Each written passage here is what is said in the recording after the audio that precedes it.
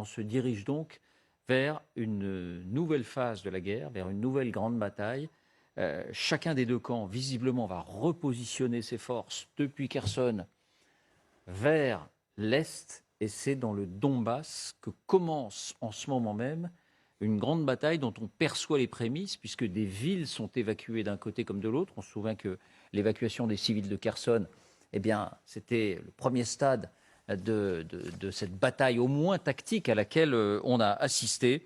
Alors, voyons de quoi on parle. Les indispensables, on retrouve Justine Fraissinet.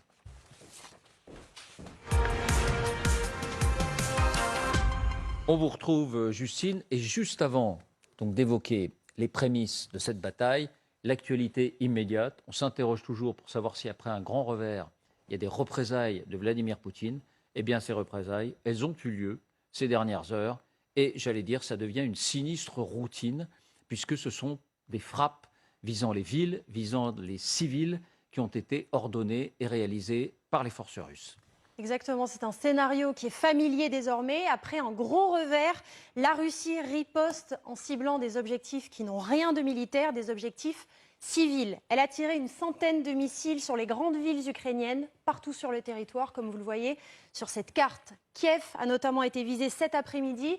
Vous allez voir ici 2 immeubles d'habitation. On est vraiment dans le centre de la ville avec ici, vous l'avez vu, ce panache de fumée noire qui s'élève dans le ciel. Frappes qui ont fait un mort selon le maire Vitaly Klitschko.